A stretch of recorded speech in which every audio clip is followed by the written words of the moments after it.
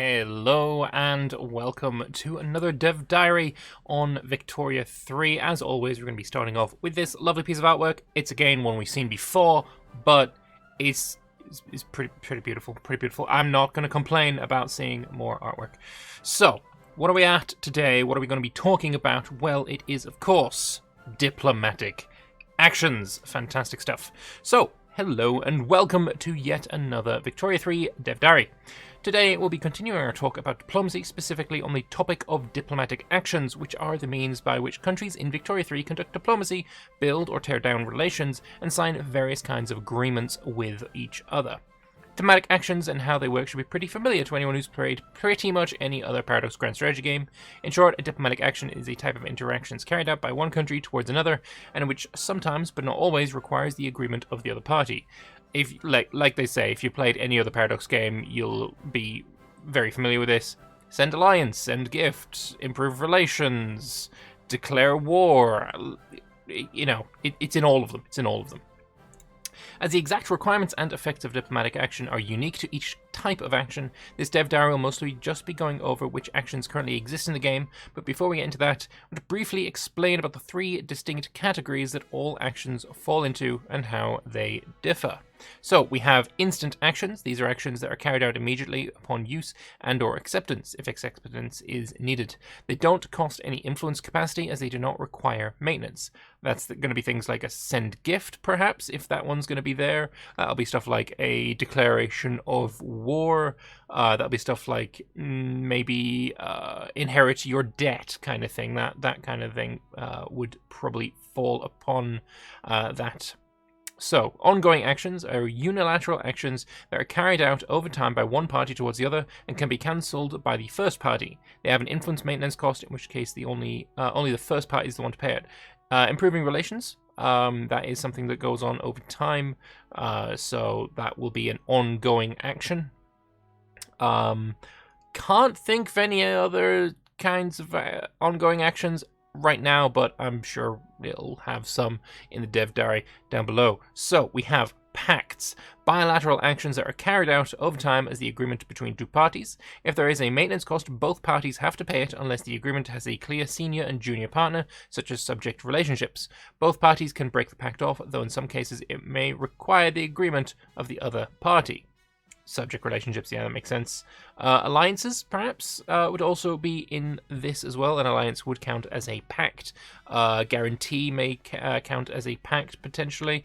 Although a guarantee maybe doesn't require both parties. So, yeah.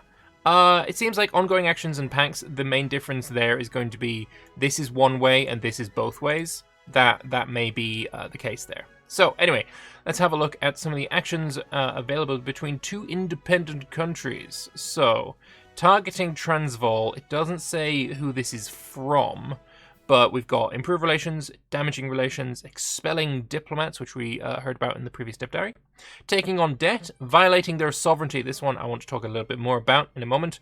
Ask to become Dominion. So, the question here is, this is actually kind of ambiguous as to what this means. Ask to become Dominion could either mean ask you to become my Dominion, or ask if I can become your Dominion. It's probably, Transvaal is, I'm pretty sure it's South Africa. I'm probably quite embarrassed about not knowing that, but because I don't know that, it doesn't really matter. Anyway, it's probably asking them to become your own Dominion. But it's very ambiguously worded, and I think that needs to be made a bit more clear. Just a to and a from, just put that in there. Because there could be cases where you're playing as a minor power and you want to go up to a bigger power and say, look, we're going to work on something out here. We're going to work something out. And that might be something you might want to do. So, yeah. Make that less ambiguous.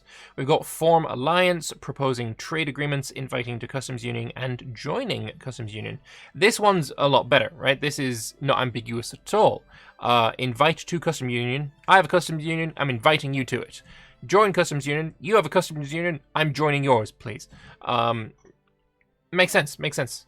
So these ones, great. This one, just a little bit ambiguous. It would be nice if that would change. And violate sovereignty. I love this being a thing.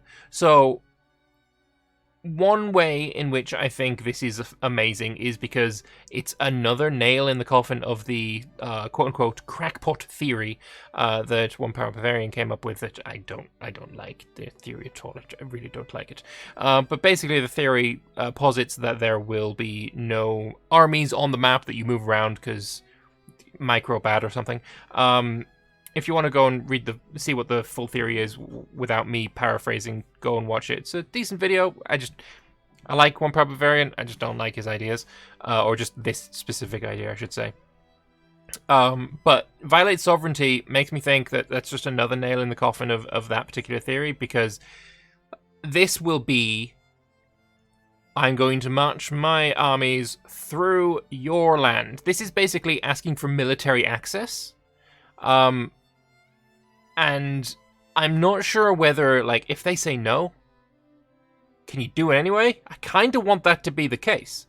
I kind of want violate sovereignty to be a case of, we're going to do it anyway, because I can. The yes and the no would be, are you going to act hostile towards me? Because in that case, frickin' awesome. And also, this is my own bit of crackpot theory, but I kind of hope that there are non-war stance hostilities between countries, right?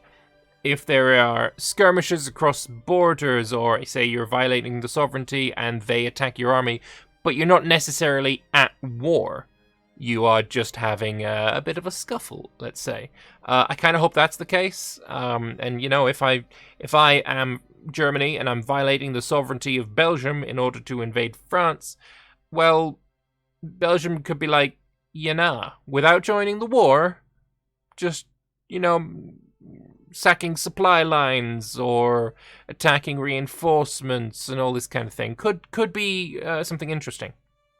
But that's kind of like, here's a nugget of information, literally 2 words, go run with it. That's kind of where I went with that, so probably not the case, but could be pretty cool if it was. Anyway, moving in to see all this. Oh, we've literally got violate sovereignty there. We'll get to that in a moment. If you're still a bit unclear on the difference between these 3, don't worry, it should hopefully become more clear once we start going into examples. So with no further ado, let's talk about what actions there currently are available in the game. Please note that, as always, the game is under active development, so what's in here may not exactly match what we have for release, as per usual. So, instant actions, not necessarily an exhaustive list either. We have Expel Diplomats, an action where you immediately lower relations with the target country, stops any ongoing attempt by them to improve relations with you, and blocks further improved relations attempts for a period of 5 years. Using Expel Diplomats also gives the acting country some infamy and prevents them from using Expel Diplomats on the same country for 5 years. So, yeah, they're blocked from coming into your country for 5 years. So it would be very strange if you could then do this action again, because their diplomats aren't in your country yet. So I don't know. It's kind of like, is it this preventing you from using Expel Diplomats, or is it the fact that there are no diplomats to expel? Either way, it makes sense. That's fine. Taking on debt. An action that allows one country to take on the debt of another in exchange for being owed an obligation. Oh, new mechanics being teased. I'm very interested in that. Of course I am. Redeeming an obligation is an action that forgives an obligation owed to the acting country in exchange for a large boost in relations. I don't think that is what redeem kind of means. That would be forgive obligation. A redeeming an obligation would be a case of, you owe me an obligation because I took on your debt, and now I wish to redeem said obligation for benefit, for you joining my war, for you trading with me, for you doing thing that I want. Redeeming, that's what that means.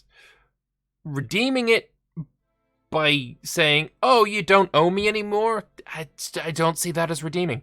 That's not what redeeming means. So I kind of hope that wording changes as well. Literally forgive obligation works perfectly well.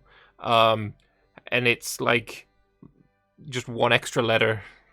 But hey, there's many places in this game, I'm sure, where one extra letter is absolutely the route that they should go with. And it's like, it would make the game objectively better every single place that they add this one letter. That one letter, of course, is the letter U, and I think you know where I'm going with this. British flag waving or something. Anywho, violate sovereignty, here we go. It's an action that allows the acting country to violate the neutrality of another country through whom they need military access, creating a diplomatic incident and potentially bringing in new countries into the conflict. Go more into under what conditions you can use this and how exactly it works at a later time. Damn it! It made me very excited and... Well, the fact that it's not just military access and there's actually some more meat to it is amazing. I very much agree and like that. Because military access in other games, EU4, Imperator, is very kind of weird, right? It's like, hey, here's military access. Feel free to march literally 1 million men through my land. Kinda no country would say yes to that. I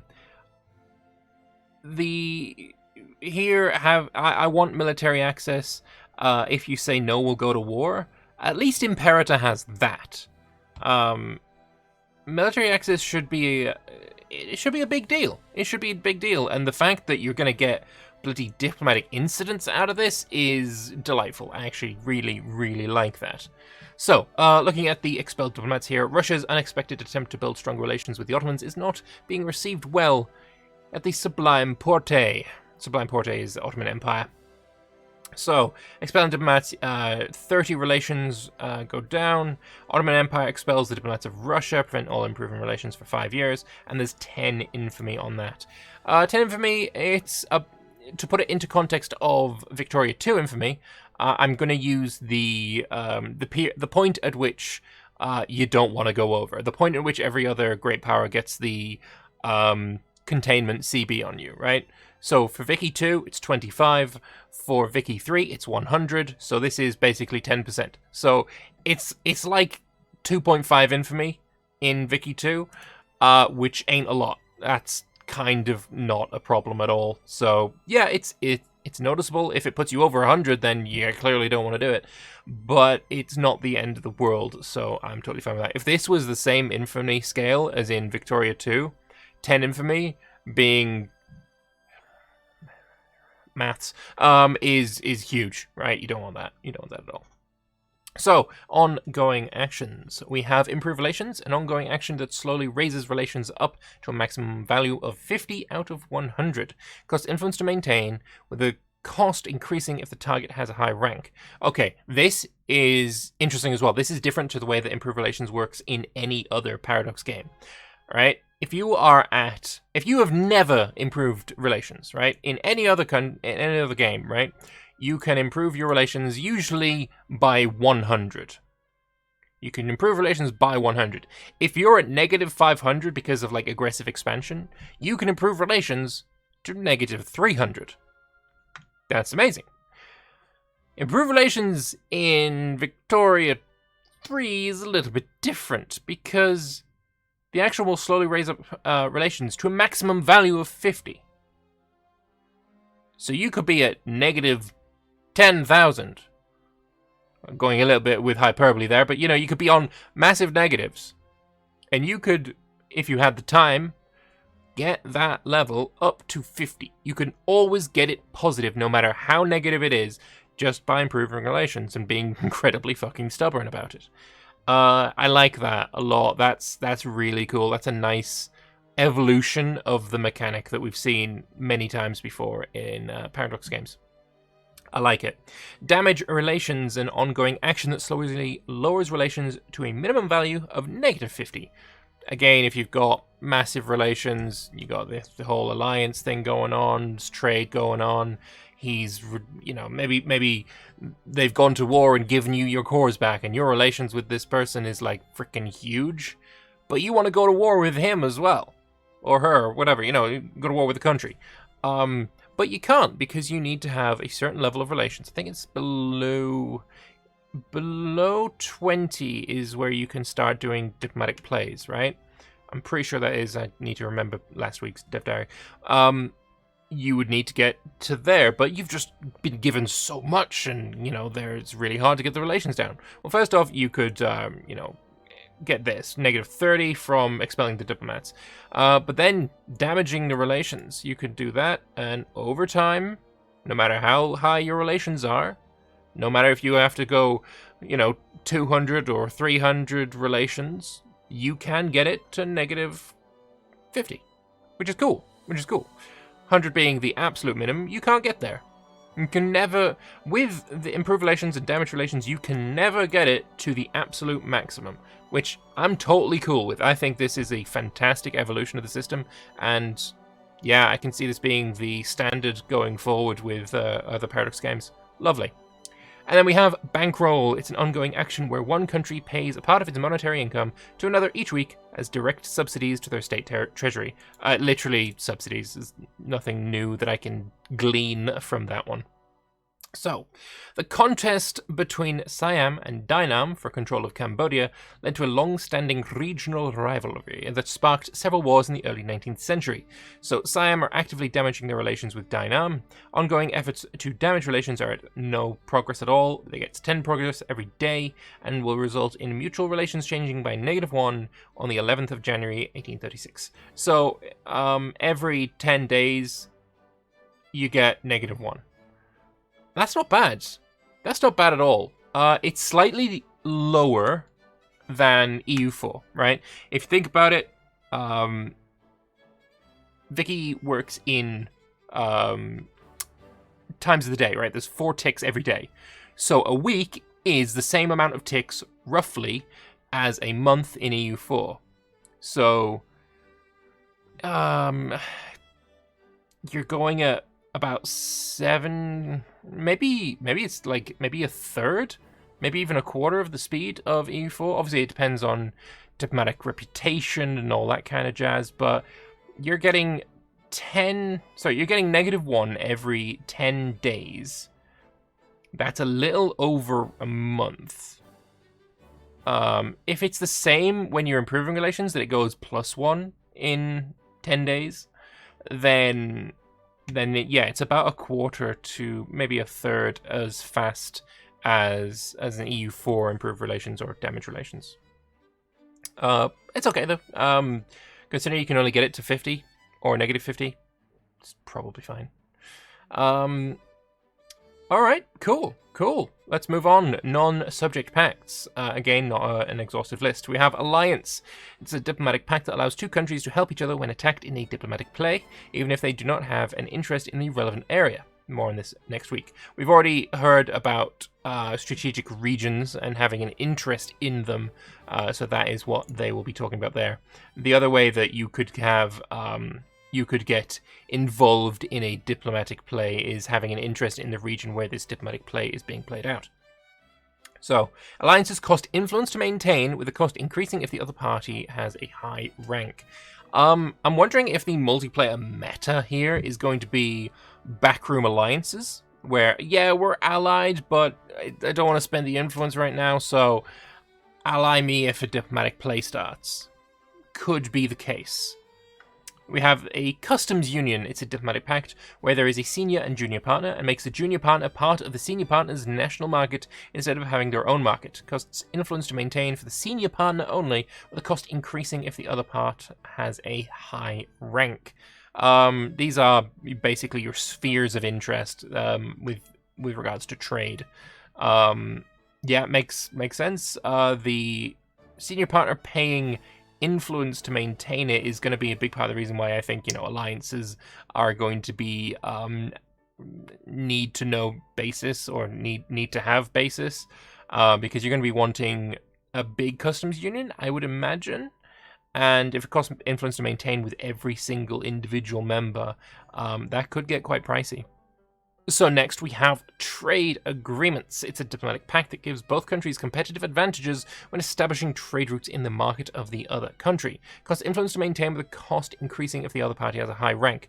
So what's kind of the difference between a customs union and a trade agreement is, I imagine the case is going to be if the two countries taking part in a trade agreement are too large, really, to exist in the same customs union. So France and the UK, for example, they both have their own customs union. They're not going to be a part of each other's, but they still want to trade with one another, so they could do a trade agreement. Probably a terrible example, using England and France being, the kind of rivalry kind of thing going on right now, but that's kind of where I'm seeing this being the case, right? Say Britain wants to trade with China, but China's become recognized. It's now a big power in its own right. So it's not going to join Britain's customs union. Instead, it will maybe do a trade agreement. So China can get access to British, fuck knows, coal, maybe, furniture, whatever. And England, of course, gets access to tea. Because tea. That's kind of how I'm seeing this, and this kind of backs me up here. A trade agreement between Russia and Prussia would let the latter tap in more deeply to the former timber exports and improve Russia's access to German-made tools. So, Prussia, Russia, they're not going to be in the same customs union. So they won't be able to trade with one another. They won't be able to tap into each other's markets. But we have a trade agreement here, maintenance cost of 100 diplomatic points, I think it is. No, that's influence, of course. Influence is, it's the bird mana, whatever. So you've got a bit of that trade going on. It's a customs union without being a customs union, in essence. Because say you've got, Prussia and Hamburg, right? Prussia and Hamburg can be a part of the customs union. Prussia would be able to get access to Hamburgian what the fuck evers, and Hamburg can get access to Prussian tools in a customs union. It's literally the same thing, it seems, but for different circumstances, which, makes sense. You can't really have a system whereby the big powers just won't trade with each other. It would not be realistic at all. So having these trade agreements, I think, is the logical step to go with. We have now subject pacts, and it seems like there's a lot more there than there are anywhere else. We have protectorate. It's a time of non-colonial subject relationship where the subject is very autonomous, the only restriction placed on them being that they are not able to have fully independent foreign policy, can be turned into a puppet by their overlord through a diplomatic play. We have puppets. It's a type of non-colonial relationship where the subject has no diplomatic autonomy, plays part in their income to their overlord, and is part of the overlord's national market, can be annexed by their overlord through a diplomatic play. Alright. We have dominion. It's a type of colonial subject relationship where the subject has extensive diplomatic autonomy and can have their own subjects, though they're still required to be a part of their overlord's market, can be turned into a territory by their overlord through a diplomatic play. I'm just gonna not read this part again, because, So territory is a type of colonial subject relationship where the subject has limited diplomatic autonomy, pays part of their income to their overlord, and is part of the overlord's national market. A tributary is a special subject relationship only available to unrecognized powers where the subject has extensive diplomatic autonomy and can have their own subjects, though they're required to pay part of their income to the overlord. And finally, we have a vassal. It's a special subject relationship only available to unrecognized powers, where the subject has no diplomatic autonomy and pays part of their income to their overlord and is part of the overlord's national market. Interesting. Okay, so it's basically kind of mirroring what we have up here, down here, but these are for unrecognized only. So I'm wondering, right? Vassals. When a vassal... if you have a vassal as an unrecognized power and you become recognized, does the vassal then turn into a puppet? No diplomatic autonomy, part of their income, national market. That seems to line up pretty well. Vassal turns into puppet. Tributary into protectorate? Yeah, I think that's probably okay. But not able to have independent foreign policy. Tributary subject has diplomatic autonomy. So I guess maybe actually tributary and dominion. Subject has diplomatic autonomy and can have their own subject. Yeah, no, that's it. Tributary turns into dominion. So protectorate is kind of the only one that is like specifically unique to recognized powers. So, okay, that makes sense to me now. We've worked it out. There has been a thinking going on, and we're good.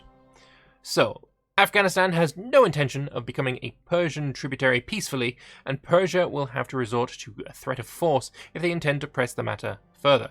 So, this tells us two things. One, Afghanistan doesn't like Persia. Yeah, no, that's it. Alright, it tells us that Persia is unrecognized at the start of the game, because otherwise they would not be able to become a tributary, because tributaries are only for unrecognized powers. So yeah, that makes sense. A tributary also costs 50 influence to maintain, and Afghanistan don't want to be in it. It would also transfer, almost £1,000 from Afghanistan to Persia every week. We can't really extrapolate as how much economy that means Afghanistan has, because we don't know if tributaries give 10% or 15% or 20%. It literally does not say. Part of their income. This is part of their income. What part? Don't know. But yeah, lovely stuff. Lovely stuff. Before we leave off, I just want to briefly mention that as with many other systems, Diplomatic Action System is built to be completely moddable, up to and including adding new forms of subjects or entirely new pacts with completely custom effects. That's freaking awesome, because diplomatic reactions and actions and stuff between countries is something that has pretty historically been pretty awful to mod in to Paradox games. Imperator, for example, I know very well that being able to, add in new diplomatic actions between countries, you just can't do it. It's just not possible. So the fact that they're pointing out that this is completely moddable for people like me who do enjoy their mods is freaking huge. It's awesome stuff. Awesome stuff. Love it. But yeah, that's it. This has, of course, been something of a brief overview, and we've left out a bunch of details regarding a number of interactions that we'll come back to later, but it should give you a good idea of the limits of diplomacy in Victoria 3. That is, unless you're willing to get a bit more bold, in which case you should check back next week, as we'll talk about diplomatic plays and how they'll let you shatter those limits. Fantastic. Diplomatic plays is something we've learned about, or we've known about, since the release of since the announcement of Victoria 3. It was in the Reddit thread that Leanna posted on release on announcement day. It's the main way that you interact before going to war, probably. So learning more about that is going to be absolutely fantastic. Looking forward to it. But now, before we go any further, before we go in and say goodbye, we've got to look at the comments, because there's always some comments to read.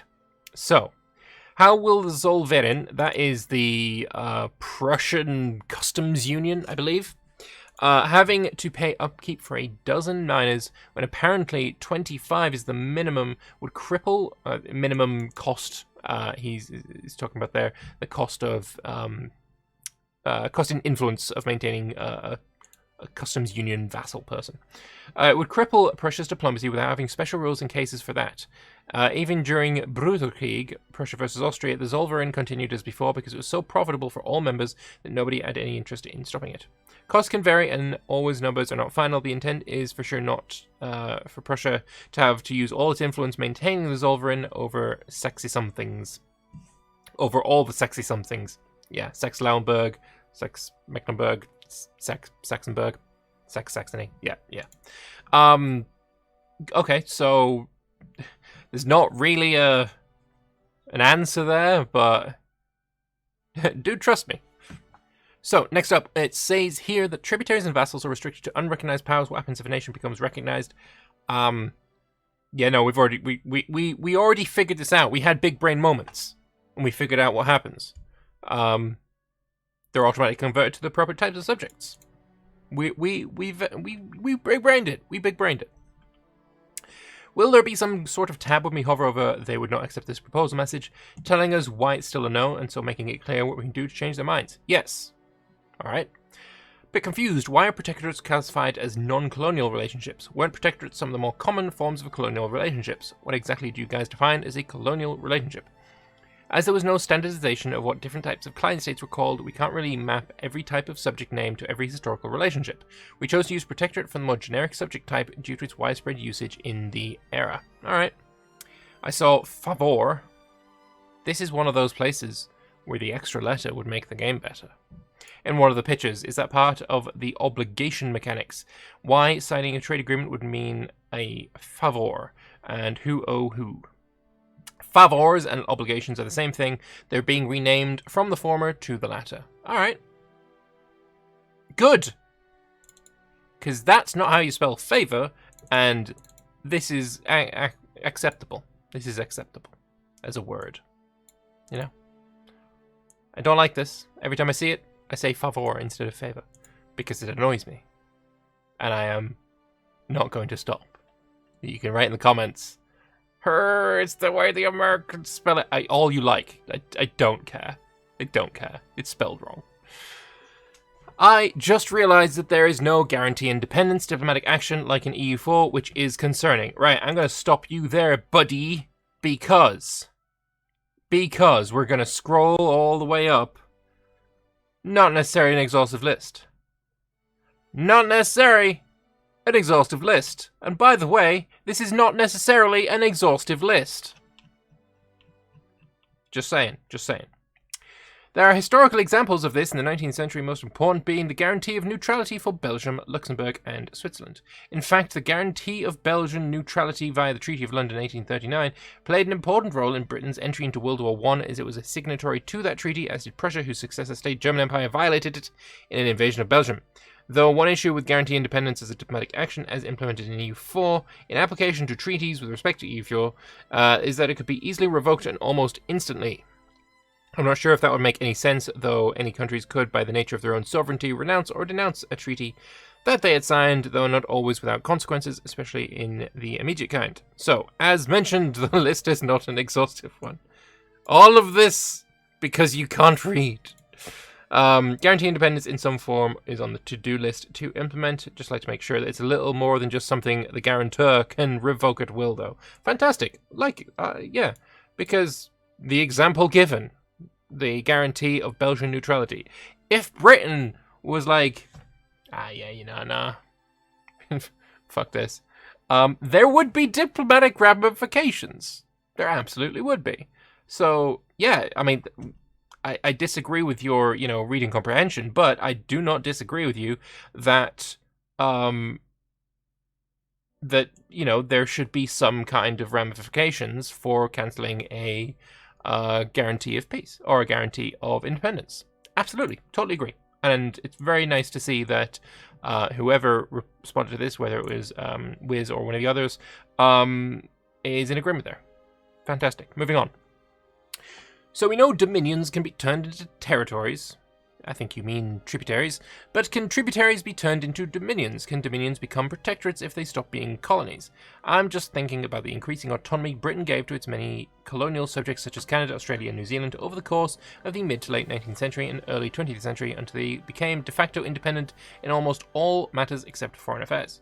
So, subjects can start plays to gain more autonomy or gain independence, and more autonomous subjects can even try to expand at the expense of the other subjects in the same overlord, with the overlord able to take sides or stay out of it. That's... There should be...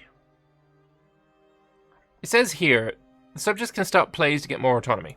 That's fine. That totally should be in. Totally should be in. But it also should be a case that the Overlord can start this. They can promote the upgrading, let's say, of a subject from one kind to another.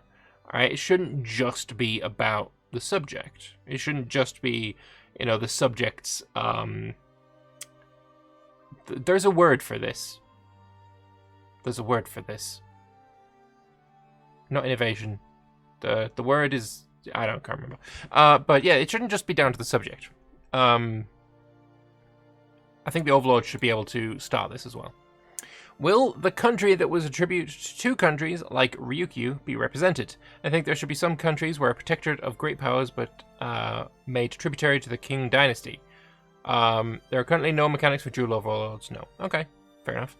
The screenshot says take on debt, while the dev diary says bankroll. Are these the same thing too? No, they're two different actions as outlined in the dev diary. Yeah, I mean, take on debt is like taking on your debt, and bankroll is like a subsidy. So, yeah, okay. Will there be opportunities for puppets to do diplomacy, at least undercover? Modding aside, I can see many opportunities to play around with those in regard to the Ottoman and Russian subjects. I'm curious as to how puppets would be able to handle diplomacy like in vanilla Vic 3. Use an example from the Balkan thread in Serbia, yeah, we're not going to read that, which did unofficial diplomacy through foreign consulates. Subjects, including puppets, have their own influence, which they can start their own pacts with, manipulate relations, etc. The precise nature of their subject relationship might block some of these interactions, but generally the approach we've taken is to make subject nations as autonomously playable as possible without making your subjects too annoying when you're playing as the overlord. Rule of thumb, we want entering into or being forced into a subject relationship with a higher ranking country to be a strategic medium-term choice rather than a death sentence. Okay, cool. If you can have a puppet give income, can it give other resources like prestige or research? In addition to the tribute some subjects must pay, subject nations also confer a portion of their prestige to their overlord. We've learned about that before. Since they also tend to be in their overlord's market, they can also supply goods to add demand, provide a semi-mobile workforce, etc. There is currently no other transfers of resources planned, but the scriptable pact system makes it very easy to add, so I'm not saying it's impossible. The war declaration isn't a minor action. No one said it was. It's even more important than the improve and damage relations, so if I was to guess, the violate sovereignty will be the new war declaration. Doubtful. This is where diplomatic plays come in, and they are different from diplomatic actions. Yeah, that's it, right? There's going to be diplomatic plays first. I doubt we're just going to see a... Oh, there may be a instant declare war. Maybe if you have homeland of the country or something like that. I can see that being a thing. So, I don't see personal unions being a thing under Pacts. Off the top of my head, during this time, the Norway under Sweden, Finland under Russia. Finland under Russia wasn't a personal union, but whatever. Hanover under Britain, Hungary under Russia, Austria even, and the Irish Free State under Britain were all personal unions. I mean, you're wrong on at least one of those. I guess they could fall under protectorates or puppets. However, this would obviously need some special representation in the politics tab to show the multiple countries sharing a single monarch. Personal union is a type of relatively autonomous legacy subject. Some PUs exist at the start of the game, but you can't make new ones. Alright. Yeah, I'm kind of okay with everything that I've read here. I don't think there's anything that I'm, like, massively out of favor with. I think it's all on the level. It's all pretty good. It's all pretty good. It's pretty nice stuff. I would say that this has been a pretty good dev diary. I think there's not a whole lot of meaty, interesting mechanical changes as such. It's mostly been about kind of telling us what we already kind of expected. There's going to be a way to improve and damage relations. Oh, I guess this one's new. Expelling diplomats, we kind of heard about that already. The most interesting thing here is violate sovereignty, and we didn't really learn much about it. But it was a good dev diary. It explained some things. Told us what kind of vassals they're going to be. I'm not unhappy with it. Alright, before we go, though, there is something that I would like to ask you all about. And that is something I've brought up before in another dev diary video. It's about when I should put these videos live. Previously, I asked whether you preferred it if I released on Dev Diary Day or a few days later, like I'm doing with this one, so that we can read the comments. The comments are fantastic, and I do like adding them in, no doubt. I think that's great. But I'm asking again because I recently got given access to the dev diaries before they get released, right? I read this dev diary on Wednesday. It became public on Thursday, pretty sure. So the reason I'm asking is, would it be something you'd like to see if I go over the dev diaries and make videos for them so that they are released at the same time as the Dev Diary is released. And then potentially I could make a second video around now time where I go over the developer comments and other such things. Maybe community feedback on Reddit, on Twitter, that kind of thing, and just see what we can see there. I'd like to know in the comments what you think would be the best thing there. For pure selfish reasons, I guess, because YouTube is what YouTube is, releasing as soon as the Dev Diary releases is probably going to be better for me for views, because there are other content creators that have had this access for a while, and I can see a case where people who would potentially watch my videos would watch theirs instead, because they're doing the Dev Diary video, you know, a couple of days before me. It's the same thing with reviews, right? Reviewing on release day or when on embargo release day is always going to be better than reviewing a week after. It's the same case there, and it is entirely a selfish YouTube reason, but YouTube is what it is. So I'd like to get your thoughts on it. It would be kind of nice to get a bit of feedback on this. So yeah, let me know, please. Other news, there will be another video on Victoria 3 soon. Hopefully soon. There was very recently a monthly update video, and in said monthly update video there are a bunch of new images to go over. Like I've done before, I am going to be making a video on that, looking at all of these, because yeah, everyone can watch this. This is fine. There is new information in it, of course, but it's probably better for people to go and watch from the source rather than watch me on this part. But going over the individual images and seeing what's new here and pointing out little individual tidbits is something that I like to do. So we're going to be doing that one in the next couple of days. So yeah, if you like that sort of thing, subscribe, like button, comment button, all of the YouTube shit, because I'm gonna keep doing Victoria 3 content because it interests me, and I know it seems to do well. So yeah, thank you all very much for watching. I hope you've enjoyed this video. YouTube stuff. Bye bye.